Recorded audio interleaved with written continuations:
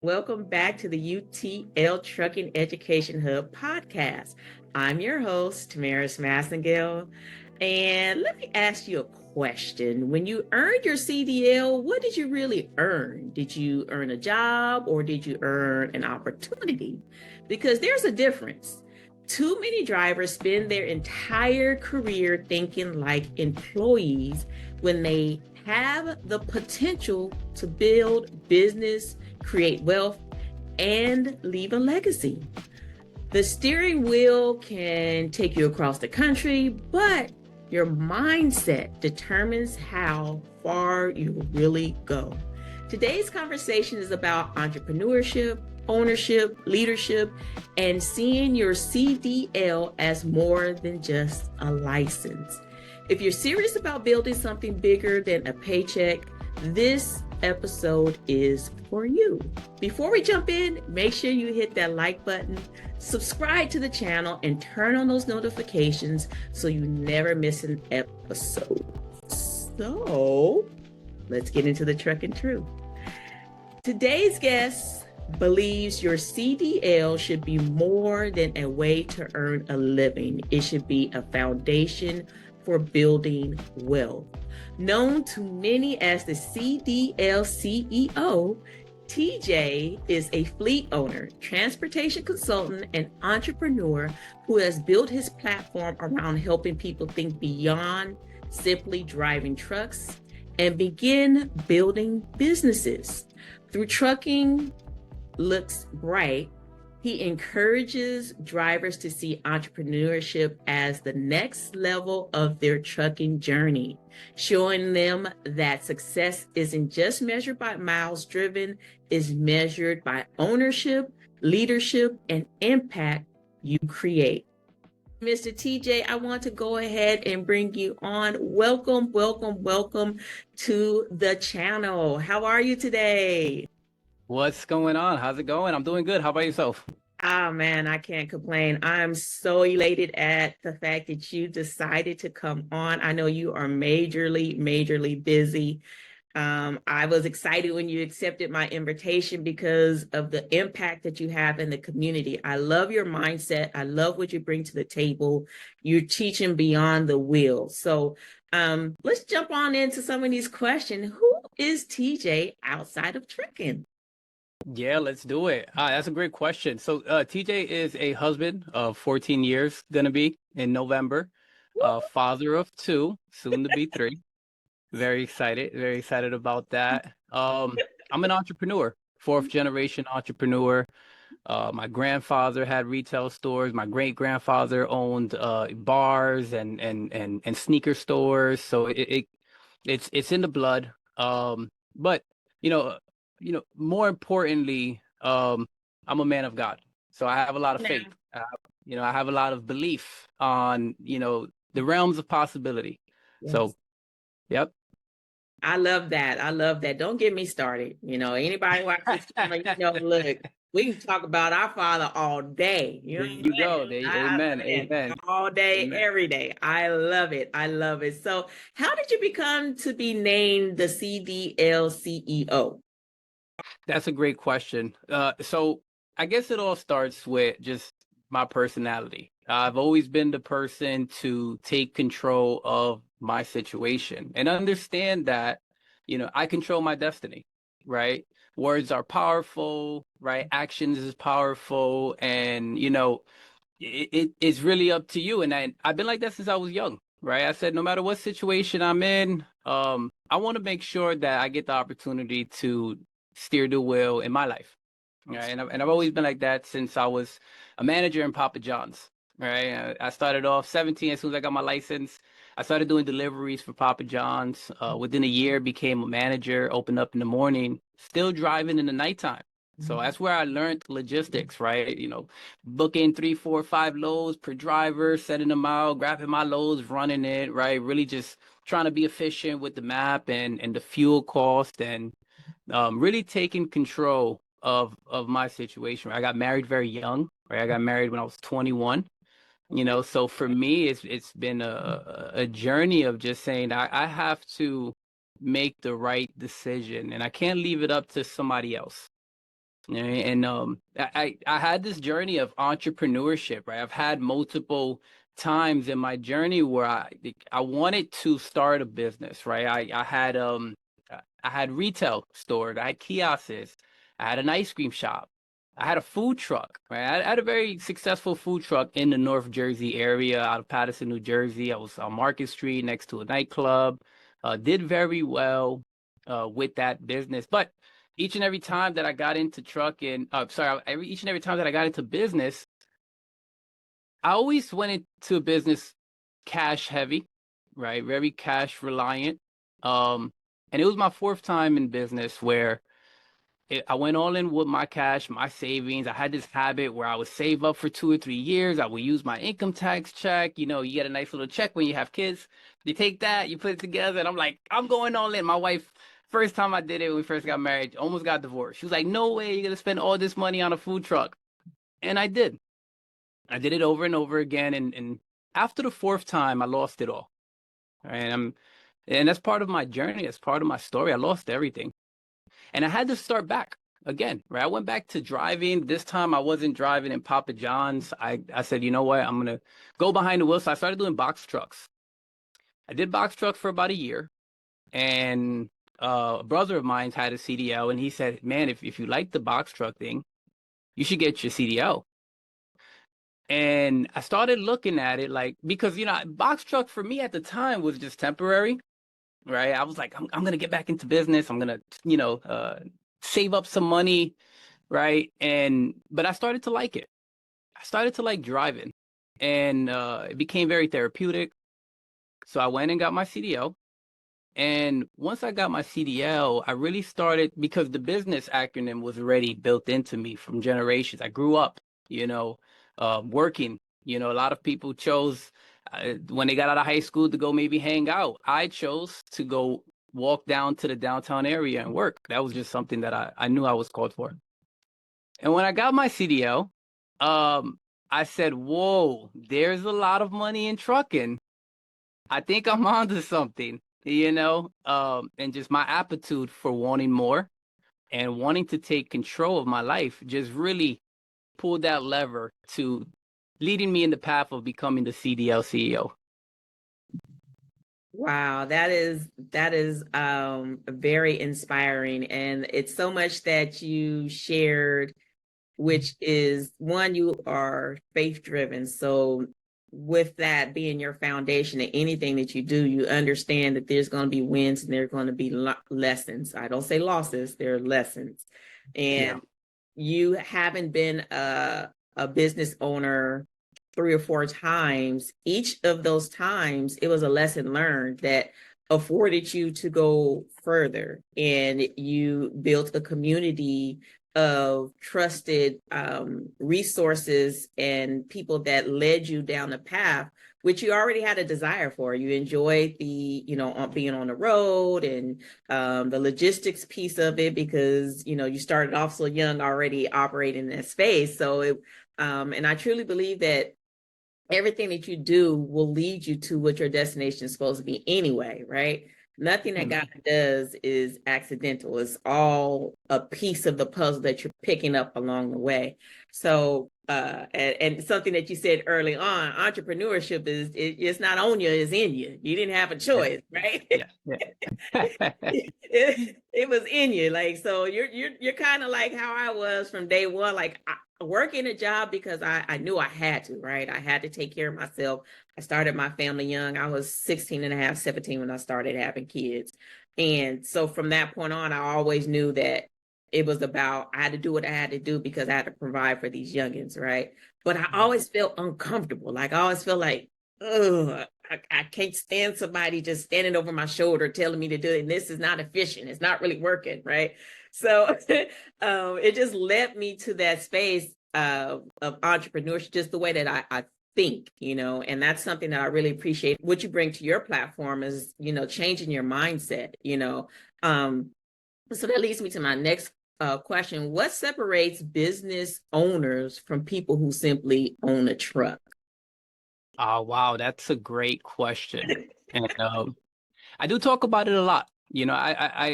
I have this conversation because as a transportation consultant, I first started consulting in 2023. And I'm going to lead up to your question, but just build up behind that a little bit is I saw the need. I saw the lack of preparation when owner operators came into the game. This is just my eye of coming from business. Like, because I've made these mistakes, right? It's like like I see the mistake that's being made because I made that mistake and I corrected the mistake. So I came into trucking already with an immense knowledge of business and a strategy. And that strategy for me was I'm going to start my fifth business, but I am not going to empty my savings account again, right? So I'm going to use OPM. And I'm gonna do this. This time I'm gonna give myself some cushion, right? Something happens when you spend all your money, and that thing that happens is called stress, right? That pillow ain't soft at night anymore, right? So I said I'm gonna come in with a different strategy on my fifth business, and that's exactly what I did. My first year, I made over $300,000. I was like, I'm not gonna drive forever, but I love the trucking business. So by year two, I ended up having 3 trucks, and I was able to get from behind the wheel. Right. Long story short, I had a lot of, I'm in the New Jersey, Northeast area, New Jersey, New York area. So I got in the trucking community in this area, owner operators, truck drivers, like I'm heavy on the check-in. And a lot of them came to me like, I'm talking about guys that been in for 10, 15, 20 years. Like, how are you growing so fast? Right? How are you getting so many trucks? And I would tell them, well, I'm not using my money. I'm not saving up years to go out there and maybe take a shot, right? I'm accelerating that process, and here's how I'm doing it. So I saw a need in the market, and I saw a lot of owner operators come in and go out. They'll come in and they'll go out, and they'll come in and they'll go out. So I started consulting for free. It was just friends and Yeah. coworkers, and that's kind of how it snowballed, right? I saw that gap in the market of like, you're just doing it wrong. Let me help you make an adjustment. And after multiple success stories of like, man, like you really changed my life, or I bought my house, or I couldn't even imagine making this much money. I said, okay, at that point I took it a little serious and I went in, but I saw the when a company driver, and here's some of the mistakes, and we'll land the plane on your question is most of the time a company driver gets extremely confident in their ability to drive. They know they're a hard worker. They know they're a hard worker, right? I'm a good driver. And they think in return, if because I'm a good driver, when I buy my truck, I'm going to be a good owner operator. I'm going to be a good business owner. And that tends to be the moment that they drop the ball.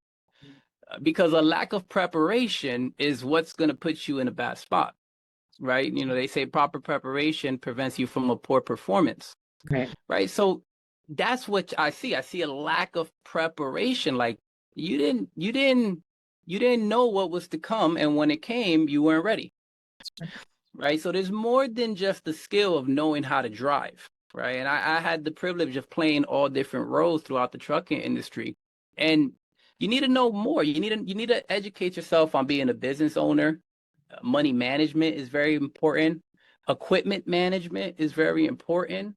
Profitable routes are very important. There's these certain pillars in trucking, right? And I have something that I call the CDL to CEO blueprint, where I talk about the 5 pillars, like the things you need to hyper focus on in your trucking business, so you could just increase your chances of success, right? There's a whole bunch of different nuances, but if I had to like lay it out, what are just the things that I need to focus on that can allow me to accelerate, and then like the building blocks, it would be those 5 things of 1, having a strong foundation, That's right. 2, having access to capital, 3, having a good truck.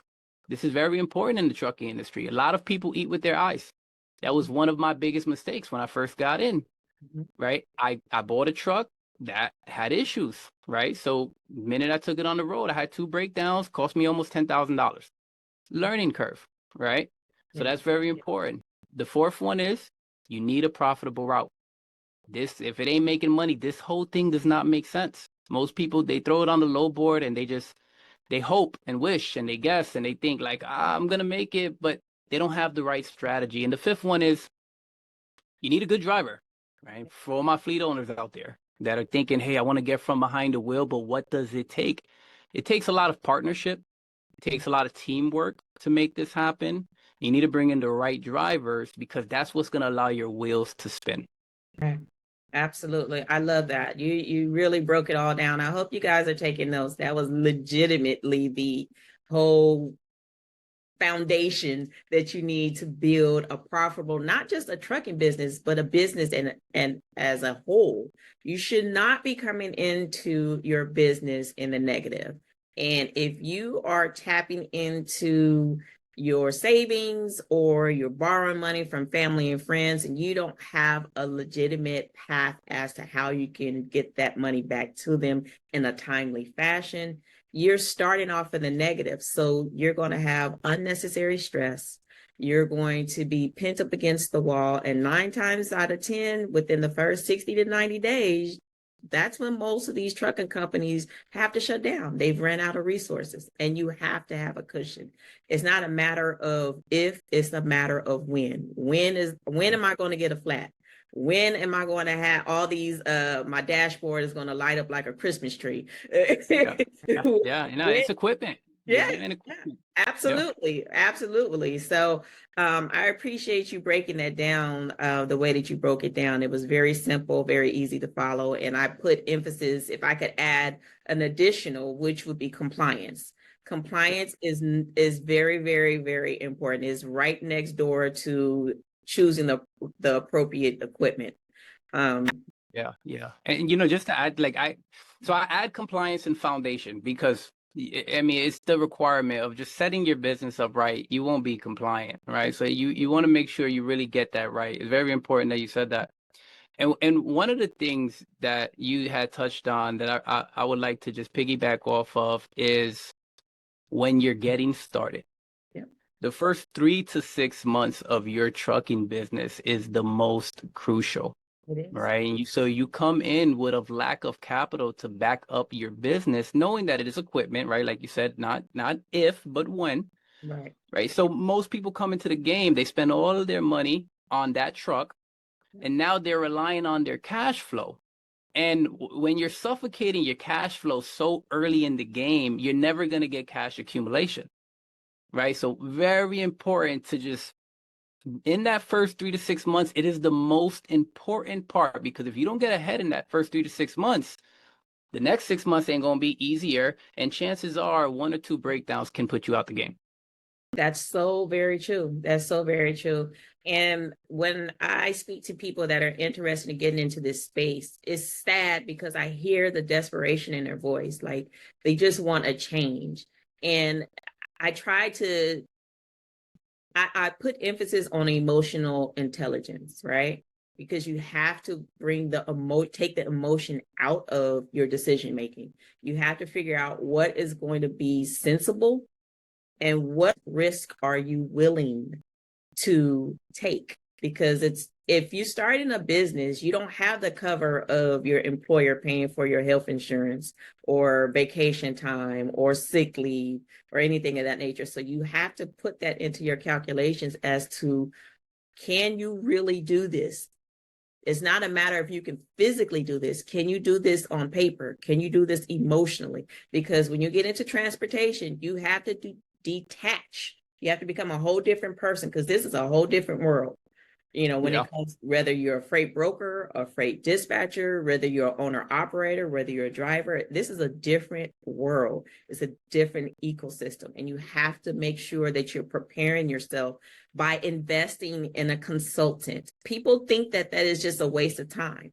It will save you so much money, so much heartache, so much pain. So it might even save your relationship because a lot of women, I'm just going to say it, a lot of women are not prepared to be married or be in a relationship with a driver or someone that's in transportation because there is a lot of stress that's put on your shoulders. Even as a freight dispatcher, I was talking about this earlier, that you are invested from the moment that you speak with that broker, you obtain that loan, confirm that loan, give it that load, and give it to a driver. And hopefully the driver is actually going to do what they say they can do, which is get it to this destination safely. So you are invested. That's a major stress factor that's included. So a lot of women be prepared. If you're going to date a truck driver or someone that's in trucking, they don't have a free life. You are tied to your phone 24/7. I don't care how many people tell you, oh, you can work from 9 to 5. That is a bold-faced lie. When you're in trucking, any shape, where, even as a freight dispatcher, I have 2 phones. One is personal, one is business. And when that business one has its own ringtone, because when I hear that ringtone, I need to pick right. Like, that's just, and that's a segue into my next question is, when you're getting into that space, what mind shifts have to happen before someone can become successful? Yeah, that's a great question. So the first thing I would say is, and when I work with a client, right, when I'm bringing somebody in, and I had the privilege to work with a lot of investors. I work with a lot of investors. I work with a lot of first-time owner operators. And first thing I assess is, what do you want? Right. And sometimes people have to digest that question. Yeah. Right. So if you don't know yet, or you're not sure, then the first starting point is get aligned with your purpose. Right. That's right. Right. I'm a big believer. If you start with the purpose, then God got the journey. Like, you're gonna lead down that path as long as you're pursuing the purpose. And that's just how I see it. Come on, preach. Yeah, there we go. Right. And I'm really trying to find, because there's not a one size fit all, right? I don't bring in a client and say, oh, you're gonna do exactly what everybody else did. Like, there's a formula and a blueprint that you follow, but you really have to assess certain things, like, what do you want to achieve? Why do you want to achieve it? And then what is your risk factor, right? Like, how much risk can you take? So once we assess that, and they can say, all right, I'm aligned with my purpose. I know what I want to do, right? Maybe I want to be home with my wife more. Maybe I want more time for me. My back hurts. I want to stop driving, right? Once we figure out, what is the end destination, we can start reverse engineering to create that path for you to be successful. All right. And at the end of the day, when it comes to business, let's talk business, because it's up to you, right? And me too, right? You have to figure out what are your weak points, okay, as you're trying to build success, right? You have to figure out what are your weak points, right? I was, wise enough to uncover my weak points and say, let me go invest in that area, right? I'm not sure if anybody watching, I'm a 10X business coach. And the reason why I became a business coach was because I needed to better my skill in sales, right? I wanted to become an expert in the field that I was lacking the most. Come on, Right? TJ. So, Speak on that. Wait, sit right there for a minute. Sit right there. Yeah, let's do it. Right there. If you had to give, because I just read this the other day. Look, you hit a point. You hit a point. Let's do it. I just read about this the other day, and what is it? Myron Goldman? Myron Goldman? Myron. I love Myron. Yeah. Yes. Oh my gosh. I love that guy. He is amazing, right?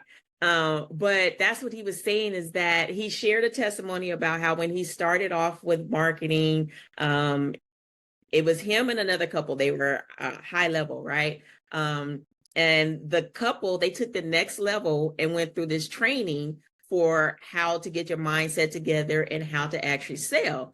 And Myron, being young and naive, was like, I'm already amped up. I already got that. I don't need that, And then he went down the line. He shared how they had surpassed him, even though they had the same amount of time. And I love that you brought that up, because a lot of people get into this space and they think that they don't need a consultant, right? And they don't need but a consultant could do just what you just said, which is help you discover those areas of weakness that you need to perfect before you can escalate, right? And so for me, mine is sales. I hate salespeople. Not I don't hate them. I just hate the whole idea. Nobody wants to be sold to. Yeah.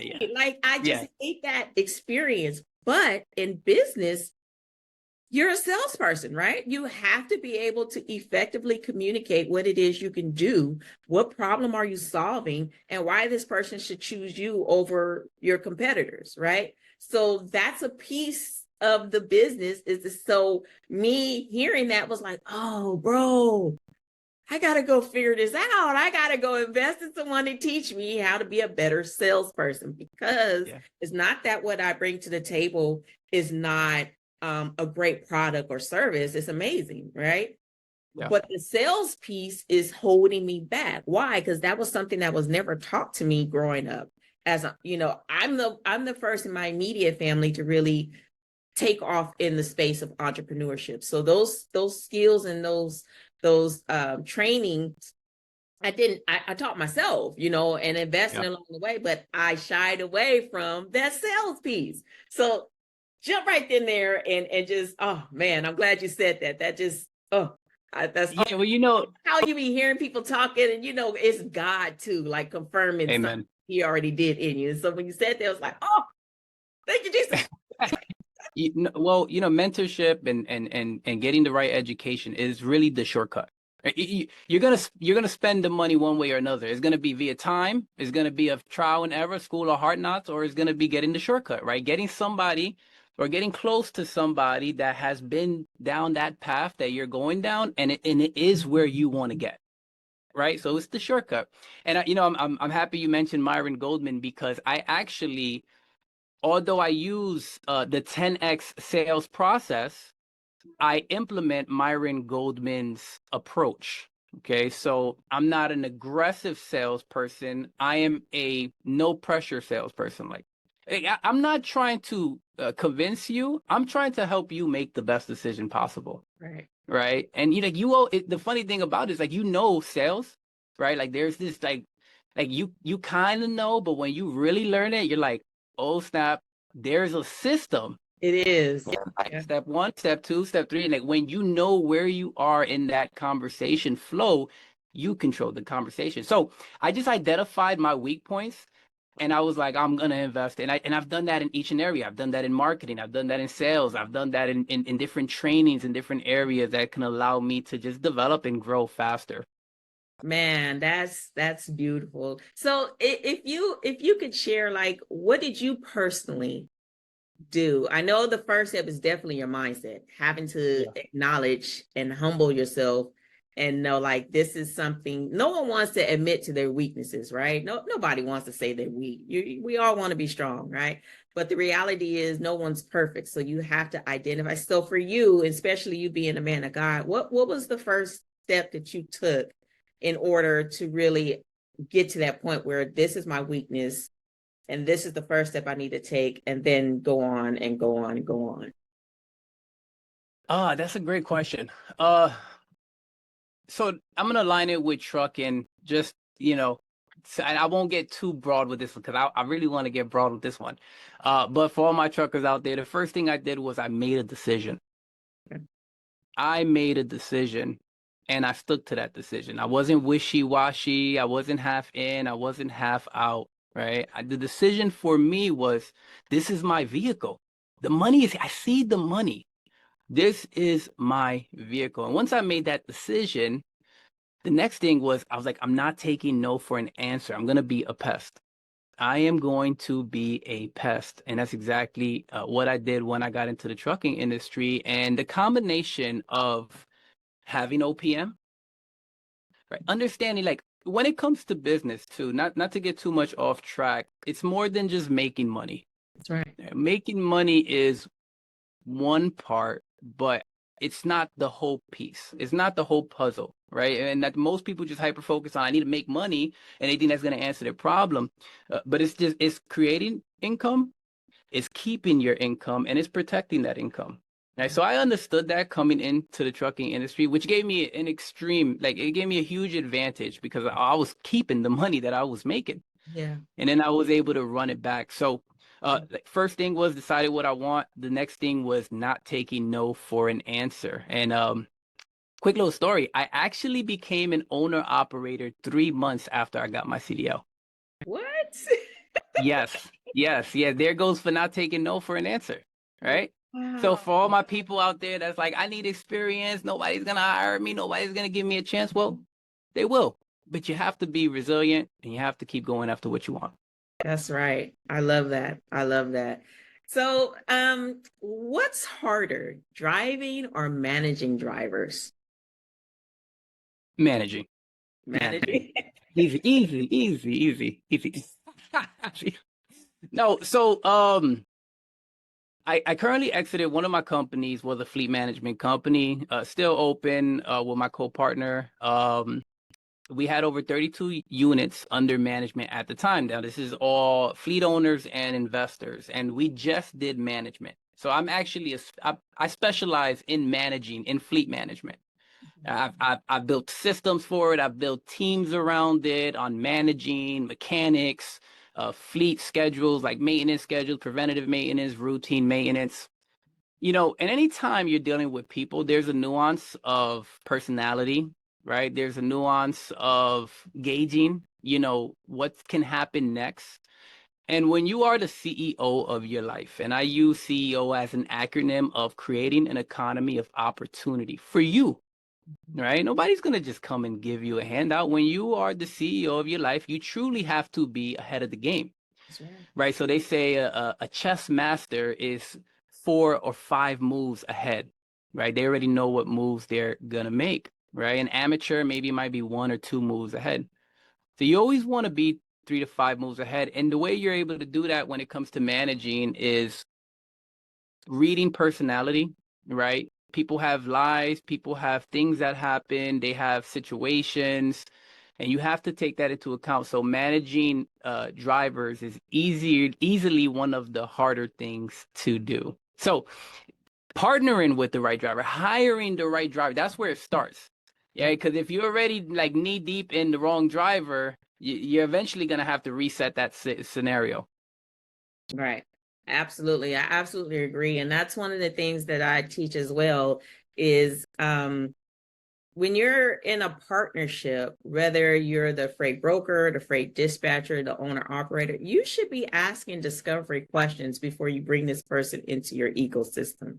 And that's what I have found, that a lot of owner operators are so desperate to get loads. They're so desperate to keep those wheels turning that they just take anyone, right? They just call anyone back. And that tends to be an issue, because if that person doesn't have your best interest at heart with your business, then how are you going to grow, right? So you should be asking discovery questions. You should be speaking to someone that is on the same path. For example, if you are a box truck owner operator and this person is specialized in working with sprinter vans, they're not going to necessarily be able to get you where you're trying to go, because their niche and their connections and their ecosystems for their business is focused towards sprinter vans. But so you should be asking these discovery questions to make sure that you're going to be a good fit for one another. So what's one thing you wish someone had taught you before buying your first truck? I wish someone had taught me how to evaluate the equipment, right? Like how to buy the right truck. And it would have saved me $10,000. That's for sure.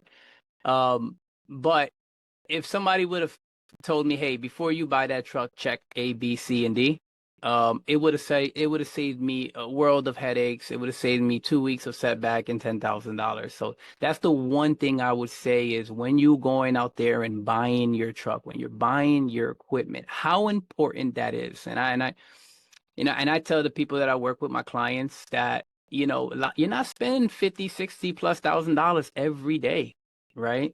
You go out there and you buy a house, you get an inspector. He's checking the roof, he's checking the foundation, he's checking the boiler. Why not get an inspector when you're making an investment on equipment?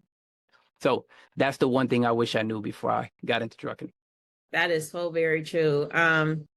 That's right up there with getting a consultant. Like, you should, Yeah. before you start dumping money into any equipment or any systems or anything as it relates to business, you should speak to an expert, right? So and build your team before you jump out there and you get your authority, or while you're waiting for your authority to age. You should be building your team. You should be looking on places like Facebook Market to find a local mechanic, or LinkedIn to find a trucking consultant, or things, a compliance manager, like an attorney. Those are like the the teams that you need to be building. You need to have a administrative assistant, a VA, or a family member that can handle that, because if you starting off, if you're driving, you cannot focus on the road and staying compliant as well, which a lot of that's going to require phone calls or watching your email. And so one thing about, FMCSA and DOT, they and those governing entities, they still operate with snail mail. So if you have not updated your mailing address in their database, and they send you a letter and it go to your mama house, and you don't talk to your mama but once a month, now you missed your appointment because the letter been sitting there for 3 months, and you're driving illegally and you don't know. I mean, it's a ripple effect, right? So you definitely need to make sure that you have a team. Invest in a team. No matter whether it's me or whether it's TJ, whomever it is, you need to sit down and talk to someone and figure out what is it that you need, and where do you need to be putting that money before you go to OPM, before you get the money in your hands. Because a lot of people, let's just be honest, do not have the money management or discipline necessary. And once they get the money in their hands, all of a sudden your life intervenes and you're using monies in a place that you shouldn't be, right? That's a real thing, So speaking with the consultant will help you to understand, listen, you should be putting your money here, here, here, and here. This is how much you need to have stored up to prepare for not the if, but the when. So yeah. What systems are essential before adding another truck? I know that's what a lot of people want to jump out there, get 2, 3, 4, 5 trucks, and you're struggling with finding loads for one. So what would you recommend? So, and I'll piggyback off of kind of what you said as well, like building a team, like before you get into like the nuance of growing, right? And I always say in trucking, there's these different levels, right? And most people want to go from 0 to 100, right? Most people want to get a dispatcher. They want to start dispatching. They want to get their broker's license. They want to open up their authority. They want to drive. They want to run the business. They want to run the truck. They want to work in it, work on it. They want to do everything. Right. And you don't have to go from 0 to 100 when you're getting in the trucking industry, when you're getting, when you're starting your trucking, but you don't, right? You can go from 0 to 30 and make a lot of money, right? And then grow from there. Just a recommendation, a book recommendation for your audience is one of my favorite books is called The E-Myth. And The E-Myth is the entrepreneurial myth, right? Is by Michael Gerber. And in this book, Michael Gerber is having a one-on-one session with his client, right? It's this lady that opened up a bakery, and she found herself in her business, working in her business every day, and she became a glorified employee. So in this book, he's consulting her and he's telling her, right? Like the entrepreneurial myth, most people get in, they become a glorified employee, right? And he's telling her, well, here's how you grow up that ladder as you're building your team. Because at first, you are going to play the role. You are going to play the position, right? So when you first start your trucking business, you might be the driver, right? But in that period right there, it's very important to prepare yourself to bring somebody in to cover that position. So you're going to start off by playing all roles. You might start off doing your dispatching. You might start off driving. You might start off doing all of that, maybe back end office and working on your compliances and responding to emails. But as you're doing those tasks, document it, right? Document those tasks. And then when you bring somebody in, now you could efficiently replace yourself. And that's how you grow. And that's how you build a team. It's funny. You were saying it and I'm thinking, I'm like SOP, standard operational processes. So every business should have an SOP. And if you don't know what that is, I give you permission to use my boyfriend, ChatGPT. We got a little part on my dad. But ChatGPT is golden, right? It's a great starting point, but you do need to sit down with an actual human being and let them use their personal experiences to help you navigate through the process. So, yes, definitely a SOP is important. And that's basically what you just got through saying, like every step of what you have in mind regarding your business and how it should should flow, you should be documenting it along the way. And you can use stuff like Google Sheets, right? All your usernames and passwords, the brokers that you've gone through and you know works for you. You can use Google Docs to, well, this is how I want my script to be when someone calls my phone number, or this is my email script. Like, use what you have. Don't dump a whole lot of money, because you have these self-proclaimed gurus telling you all these different apps you need, and you don't have any money. So don't dump a whole lot of money out there until you understand what you need, because the tools that I'm using for my business, you might not need that, and vice versa. So, but that's a great segue into the next question is, what habits separate wealthy business owners from everyone else? The best habit that you could have is understanding, being ahead of the game, and understanding that an entrepreneur, a true entrepreneur, lives in the future. And we come back to the present to adjust our present based on what we see in the future. Right? So that's like, you have to have vision, right? You have to be ahead of the game. Now, if you can build that habit of being a year, being 3 years, being 5 years in the future, vision-wise, mentally, if you can build that habit, now you can do something that is even better, which is anticipating the moment. That's how you control your life. That's how you control your situation. Like, I know where I'm supposed to be 12 months from now. I know 3 years from now. I know 5 years from now. Shit, I know 10 years from now, right? And I'm able to anticipate my next play because it's on the curriculum. It's part of the plan. So I would challenge everybody that just is getting started. I would challenge you to create a vision for your life, right? Look into your future. What do you want, right? It's not what TJ wants. It's not what Tamaris wants. It's not what, the next guy wants. What do you want? Envision that, and now come back to your future and make adjustments based on what you see when you close your eyes. So that'll be the starting point. That'll be one of the big advantages that you could implement in your business, is be ahead of the game. Don't take it day by day. Don't take it month by month, right? Really think long-term with your business. Think long-term with your life, and it'll really give you an advantage.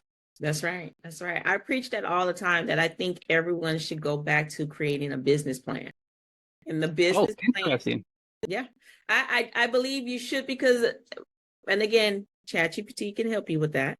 And the reason for that is because it gives you an idea of where your starting point is, where your midpoint is, and what your exiting plan should be. And that's going to help you with tracking, right? Yeah. So if you give yourself 6 months, 9 months, 12 months, right?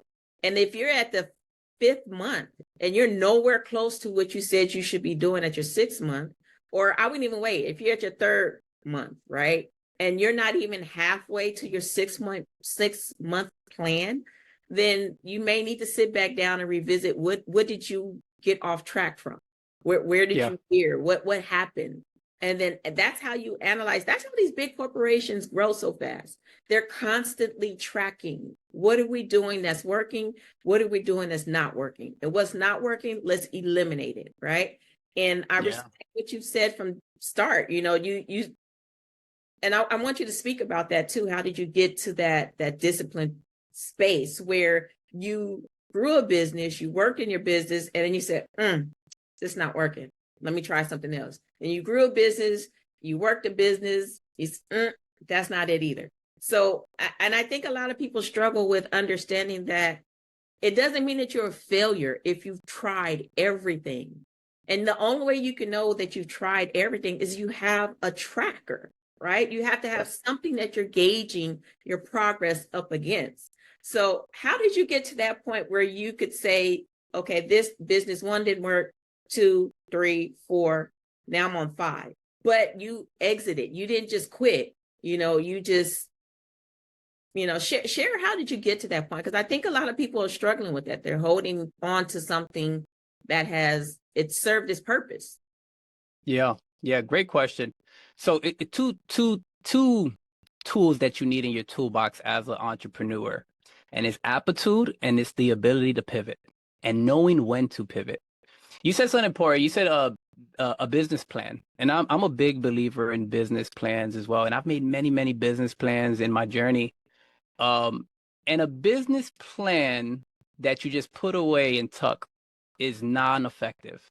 You need a live document, something that, because life evolves, business changes, right? Times changes, your mind changes, right? Seasons change, right? And this is just the world we live in. So a live document business plan, just Google Docs, and just, going back to that, keeping your mission statement and all of that. But in that pursuit, right? And you said, right, I've had multiple businesses, I've sold some, I've lost some, but aptitude is the ability to learn as you're going and being able to pivot and knowing when it's time to pivot. That comes with wisdom. That comes with, there's something that I practice, and I do this when every time I'm making a big decision. I always go to 3 people that I trust the most, right? The decision is always mine, but I want to make sure that I'm clear-headed, like I'm level-headed on what I'm thinking, on Right. what I'm trying, thinking of I'm gonna sell this food truck, or I'm thinking I'm gonna close the merchant kiosk down, right? I'm processing all of these thoughts, right? And then I'll go to 3 people, and it's usually my wife, it's usually, my father, or and a close friend of mine, where I just, hey, tell me what you think. And then I take that information, I dissect it, I take it to God, and I say, God, this is what I'm going to do, right? And then I move with that intent. And so having that ability to know when to pivot, right? And it's always a guessing game. It's never like, you're never 100% sure. I think that's what makes life exciting. Like, I don't know. Oof, right? But I don't want to. But the one thing I don't want to do, and Alex Hamosi says this, he says, I don't want to be the 80-year-old man looking back and saying, I wish I would have. I want to be the man that says, at least I tried. At least I tried, right? So having aptitude, the ability to say, I don't have it all right. It's not perfect yet, but I am going to learn on the fly as I grow, right? That's aptitude. And now the ability to pivot is to know, do I need to make a change? But like they say, like, insanity is, the definition of insanity is doing the same thing over and over again, expecting a different result. Like, if you're doing this, like, you gotta pivot. Like, this ain't working. I tried it 2-3 times. It's not working. So I gotta make a move. I gotta make some type of adjustment, a change. So having aptitude and having the ability to knowing when to pivot. And I use, like, my 3 trustees that I'll go to when I'm looking to make a big pivot move. So those are the main things throughout your journey that you really want to put those in your toolbox for sure. That was golden. Thank you. If nobody else grabbed that, I grabbed that. That's, because sometimes, especially when we are our own worst enemy, right? We're always in our heads, right? And that speaks to what I spoke about earlier, that you have to have emotional intelligence. You cannot be focusing on the emotion, like, oh, this is my baby, I put all my money, I built it. Like, it's there for a purpose, which is it should be to grow your legacy, right? Essentially, that should be the purpose of you starting a business. The money comes, that's just going to come. That's a no-brainer, right? But the purpose and I think it should be individually, like you spoke about earlier, like, what is it for you? Why are you doing this? What is your why? And if your why is only money, or I want to be a boss, you already failed. It has to be something bigger, and that's what I've learned in my journey. I fell in love with trucking years ago, but then I decided there were certain mechanics of the industry that me personally, I just didn't want to do anymore. So that's what led me to get into the space of being more of the voice and the educational piece.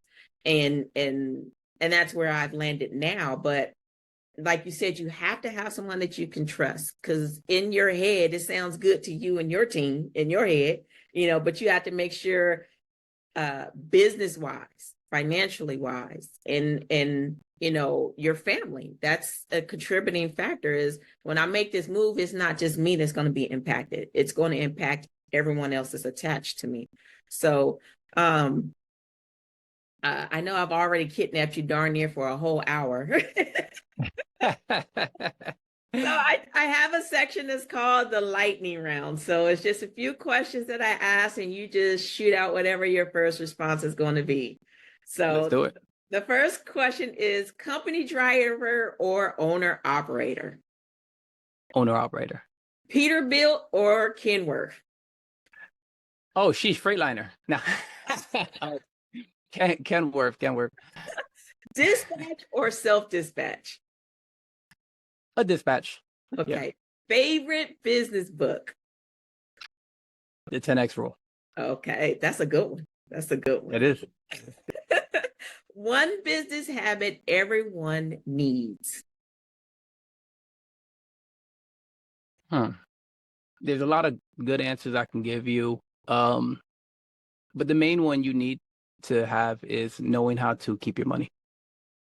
You need to know how to keep your money. You can make all the money in the world, Right. but if you don't know how to manage your money, if you're carelessly spending, if you're not on top of your account receivables and your account payables, and you're just not handling that, right, you're never going to get where you want to get, and you're always going to have certain setbacks that just puts you back.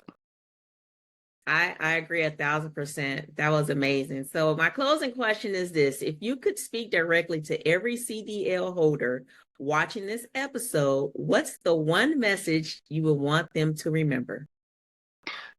Oh man, that's a great question. The one thing I want every CDL driver to know, whether you're just getting started or you've been in the game for a long time, is that it's possible. Right?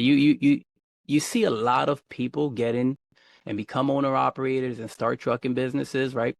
And they lose everything because they weren't ready. That doesn't mean that there's not people that are successful, right? I'm successful, you're successful, right? You can see how many other success stories, how many other people are out there just really winning in the game of trucking. It is possible, and it's not harder than you expect. You probably most people psych themselves out. I think it's harder than what it really is. Yeah. Right. So if you are the person that's on the fence and you're like, should I get started? Should I start my trucking business?